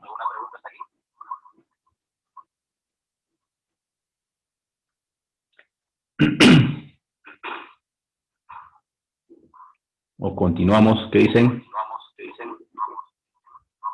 Ya, vamos a seguir entonces. Entonces vamos a ver una diferencia entre peligros y riesgos, ¿no?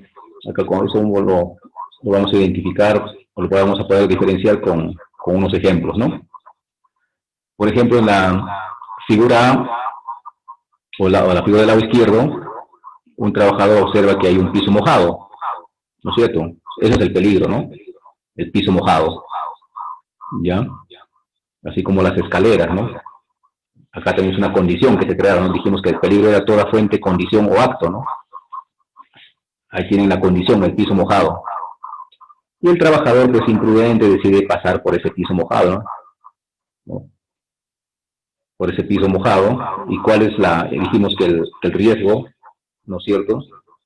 En este caso es una caída a mismo nivel, porque se está cayendo sobre el piso que estaba parado, ¿no? Entonces, el peligro es el piso mojado y el riesgo la caída a mismo nivel, porque se ha caído en el mismo piso en el cual estaba transitando el peatón. Y como consecuencia, pues va a tener golpes, hematomas, fracturas, torceduras, ¿no? Las consecuencias que puede haber ante esa eventual caída, ¿no?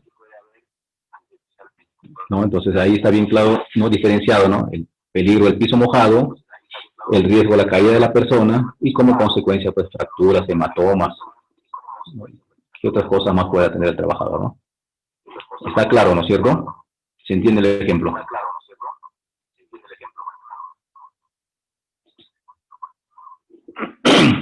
Acá tenemos más ejemplos y diferencias entre peligro y riesgo, ¿no? Como les dije hace un momento, ¿no? El peligro está dado por la causa y el riesgo es el efecto, ¿no?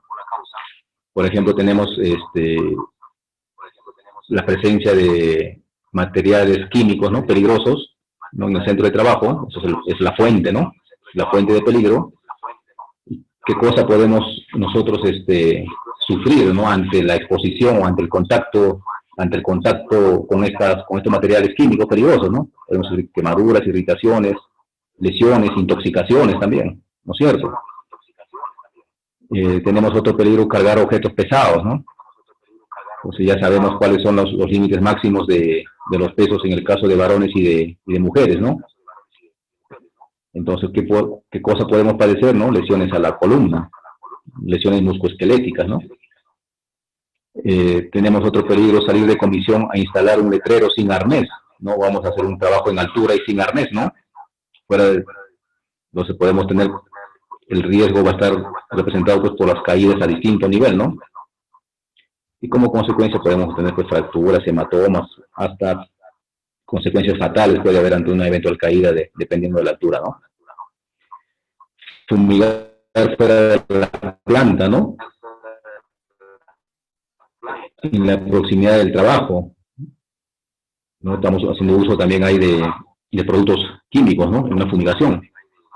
Entonces, si no hay una adecuada protección, el trabajador está expuesto a inhalar, digamos, los gases o vapores que ahí están presentes en esa tarea de fumigación y pueden causar pues intoxicación, alergias, enfermedades a los trabajadores, ¿no? En almacén de combustibles, ¿no es cierto? Es una fuente de peligro, ¿no? Los combustibles. Entonces, ¿cuál es el riesgo, no? Que ocurra un incendio, una explosión, y obviamente puede haber pues, como consecuencia quemaduras, ¿no? Quemaduras a los trabajadores, incluso hasta la muerte les puede ocasionar, ¿no?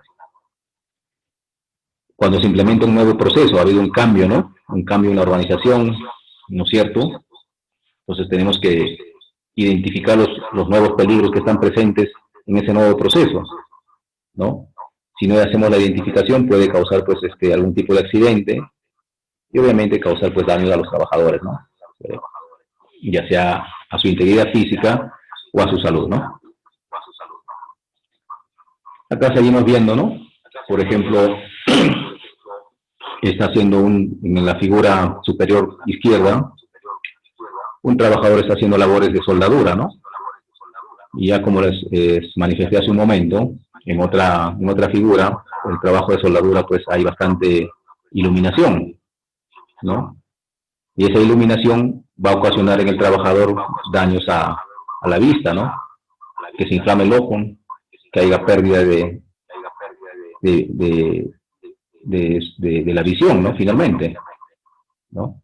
Y aparte de otros peligros más, pues, ¿no? Por la postura inadecuada y la inhalación de humo metálico, ¿no? Pues solamente estamos poniendo un ejemplo, ¿no? De los tantos que hay en esa tarea o en esa actividad. Tenemos aquí en la otra figura del medio un trabajador que está barriendo las calles, ¿no?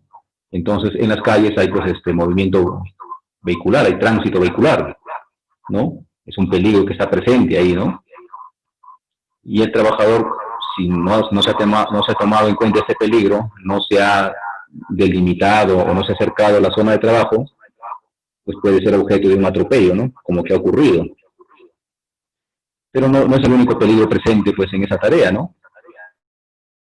Porque puede haber, pues, digamos, el sol está fuerte, ¿no? Exposición a rayos solares, está realizando trabajos, movimientos repetitivos con la escoba, ¿no? También hay un peligro ergonómico o disergonómico, ¿no? En la última figura, en la parte final, tenemos pues a un trabajos administrativos, ¿no? El uso de la computadora, ¿no? Entonces, los que trabajan en las oficinas hacen bastante trabajos de tipeo, de tipeado, de documentos, informes, ¿no? Y por lo tanto, pues, están sufriendo un daño a los músculos de la muñeca. Es un riesgo disergonómico, no es un trabajo repetitivo. Aparentemente dicen, bueno, en la oficina pues yo no estoy expuesto a ningún peligro, acá no hay peligros, ¿no? Pero vemos que sí los hay.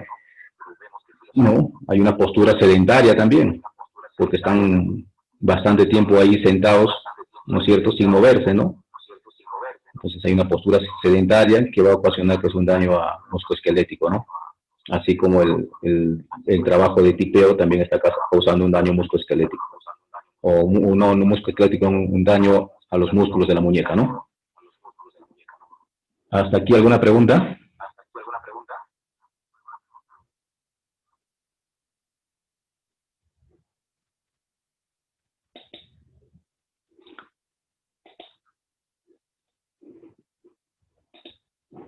A ver, tenemos una pregunta por aquí.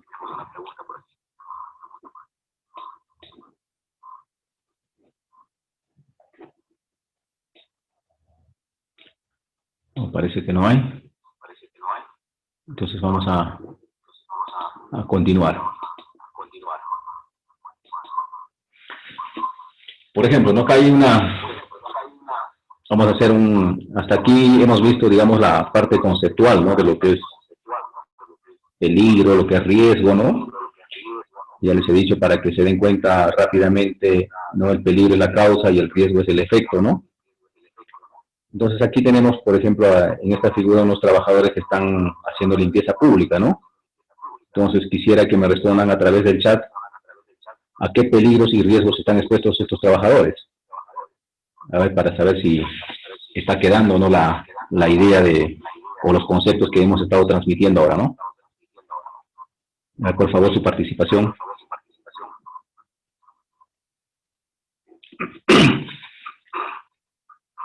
Como les he dicho yo, toda actividad que nosotros realizamos, siempre están presentes los peligros, ¿no? Nos están acompañando como nuestra sombra.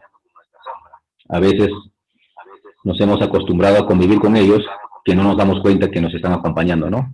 Entonces aquí en esta figura que ustedes están viendo también hay peligros, también hay riesgos, y que por favor vamos identificándolos, ¿no?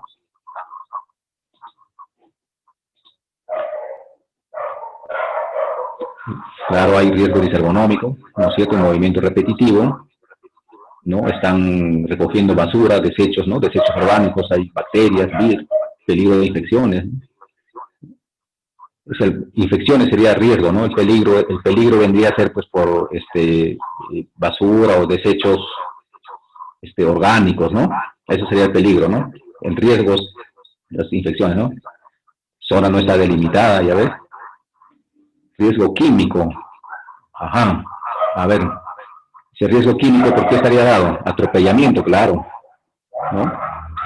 El riesgo químico, a ver, ¿por qué estaría dado?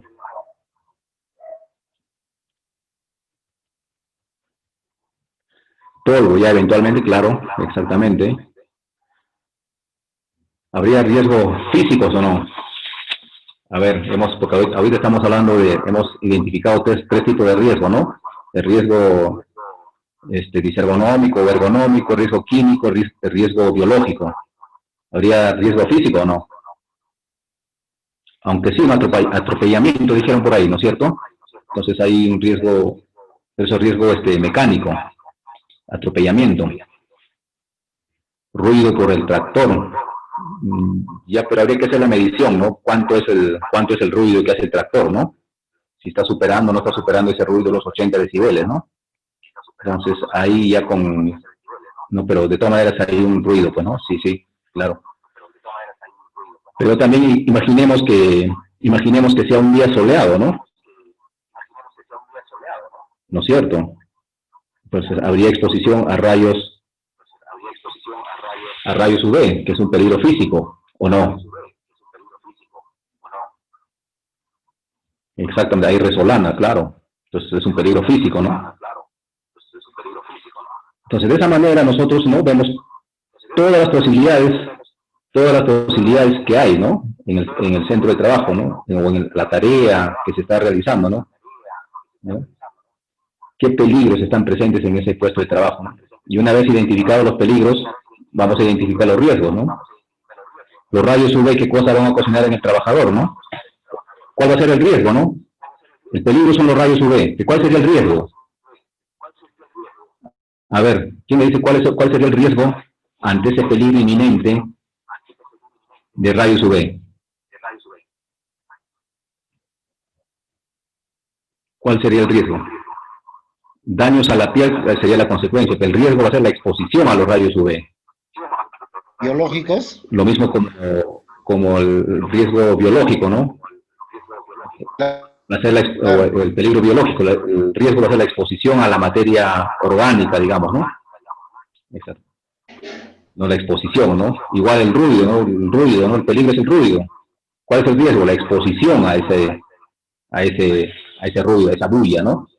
Y como consecuencia, va a tener pues sordera, digamos, ¿no? ¿Entienden? Ahí está la consecuencia, cáncer a la piel, insolación, claro, esa es una consecuencia, ¿no? Pero la exposición es el riesgo, ¿no? Exposición al ruido, perfecto. Entonces sí veo que está quedando clara los conceptos de peligro y riesgo, ¿no? Entonces, de esa manera, en toda actividad que ustedes hacen,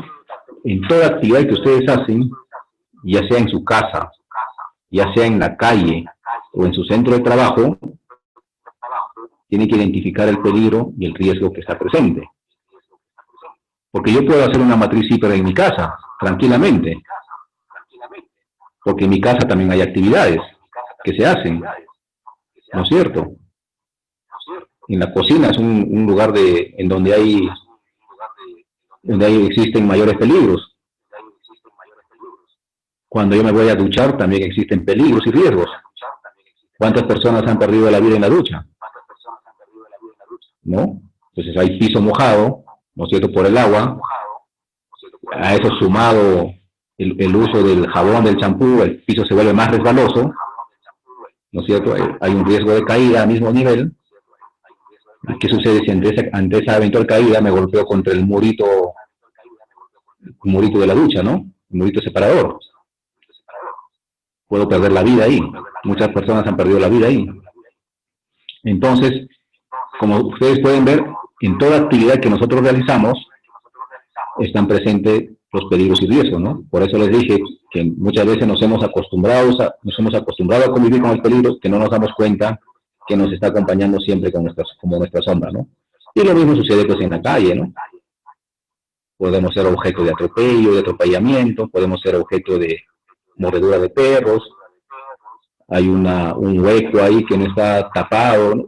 No nos damos cuenta, pisamos, nos caemos, no sé, tantos peligros que hay en la calle, ¿no? Entonces, este ejercicio que acabamos de hacer ahorita con esta figura que tenemos presente en la pantalla, en nuestras pantallas, este ejercicio debemos hacer en todas nuestras actividades. ¿Para qué, no? Para convertirnos en cazadores de peligros, ¿no? Esa es la idea, ¿no?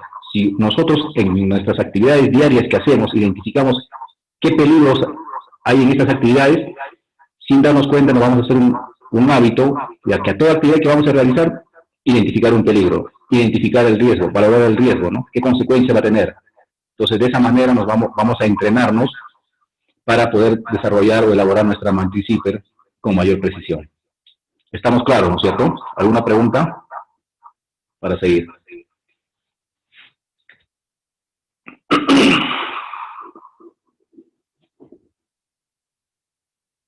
Bueno, continuamos.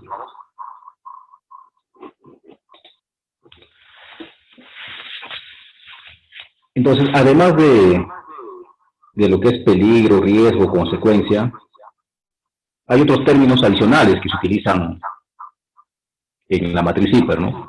Igual de importantes que esos términos de peligro, riesgo, ¿no? Entonces, ¿qué cosas adicionales utilizamos, no? Para nosotros poder elaborar nuestra matriz CIPER, ¿no? Porque nosotros inicialmente dijimos qué cosa era el peligro, ¿no? Todas esas fuentes de energía negativas, ¿no? Peligrosas, que se encuentran presentes en el centro o en un puesto de trabajo y que tienen el potencial de causar daño al trabajador, al proceso, al equipo, al medio ambiente, ¿no? Y como consecuencia, ¿no? De materializarse esos peligros, ¿no? Se refiere al resultado, ¿no? De producir, de que existe un contacto, ¿no? Con esta fuente de energía negativa. ¿Y quién es el que va a sufrir ese contacto? El trabajador, ¿no? Un accidente de trabajo, ¿no? También los equipos, el proceso, el medio ambiente, ¿no? Entonces, como dice acá en este resumen, en todo aquello que pueda resultar afectado ante la materialización del peligro, ¿no? Y para evitar que entre en contacto los peligros que están presentes en los puestos de trabajo con estos blancos llamados personas, equipo, proceso y medio ambiente, nosotros utilizamos unas medidas de control. Ponemos unas barreras, ¿no? Unas barreras entre estos peligros o esta energía negativa y sus blancos, ¿no? Estas medidas de control que van a evitar, pues, ¿no? Que van a evitar que sucede ese contacto, ¿no? Y si de alguna manera no se puede evitar que sucede este contacto, o al menos vamos a reducir el impacto. Y estas medidas de control están dadas por qué, pues, ¿no? Están dadas por las políticas, están dadas por los estándares de trabajo, está dado por procedimientos de trabajo, por guardas que se van a colocar en las máquinas que tienen ejes en movimiento, por lockout, ¿no? Por sellar, ¿no es cierto? Sellar ciertas fuentes de energía, ¿no? Por inspecciones, supervisiones, controles que vamos a realizar, por realizar nuestra matriz hiper, hacer checklist de preuso, ¿no? Para verificar si la maquinaria está o no está en buenas condiciones para ser usado, ¿no? Entonces, los controles están dados por todo esto, ¿no? Que acabo de mencionar. Ustedes ven en esas columnas en verde, ¿no? Que son las barreras que van a evitar que los peligros que están representados por energías negativas entren en contacto con las personas, la maquinaria, equipo, proceso y medio ambiente.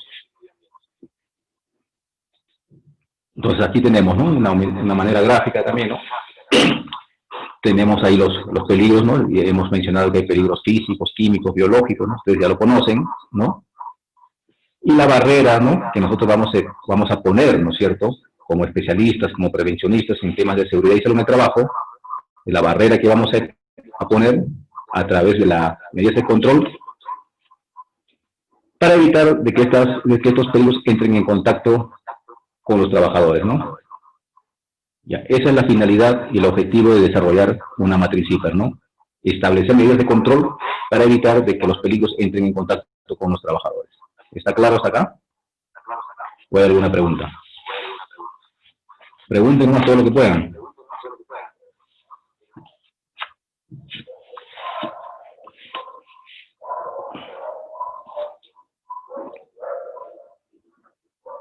Ya, continuamos entonces. Entonces, hemos llegado a este punto, ¿no es cierto? Y hemos hablado de las barreras o las medidas de control, ¿no es cierto?, que ponemos nosotros, que recomendamos nosotros como especialistas en seguridad, para evitar que el peligro entre en contacto con el trabajador, ¿no es cierto? Pero estas medidas de control tienen una jerarquía, ¿no? Esta jerarquía la podemos ver aquí en esta pirámide invertida, ¿no? Entonces, como hemos dicho, pues no son las recomendaciones, estas medidas de control son las recomendaciones que nosotros estamos brindando a efectos de que entren en contacto, pues, ¿no?, los peligros con los trabajadores, ¿no? Entonces, pero debemos aplicarlas de acuerdo a esta jerarquía de controles, ¿no? Nos dice que, en primer orden, nosotros debemos de tratar de eliminar el peligro. Si no podemos eliminar el peligro, debemos de tratar de sustituirlo para seguir bajando su impacto. Si no podemos sustituirlo, debemos aplicar controles de ingeniería, ¿no? Y si aún así persiste el peligro, debemos aplicar medidas administrativas, ¿no?, o controles administrativos, que está dado por señalización, advertencias, procedimientos, capacitaciones. Y si aún así persiste el peligro, debemos dotar a los trabajadores de equipos de protección personal. Ahora, las tres primeras medidas se llaman barreras duras, ¿no? Porque son aquellas que actúan sobre el peligro. Son recomendaciones, ¿no?, acciones que vamos a dar, que van a ir de frente o que van a atacar al peligro. Y las otras dos medidas, ya sea controles administrativos y el otorgamiento de equipos de protección personal, son barreras blandas porque actúan sobre el medio de exposición o el trabajador, ¿no? En cambio, las tres primeras actúan sobre el peligro.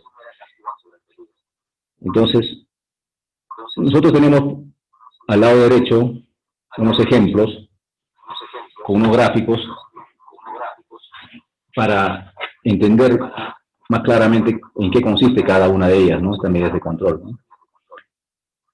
Por ejemplo, tenemos ahí a un trabajador que está, pues, digamos, en el mar, y está rodeado de tiburones, ¿no?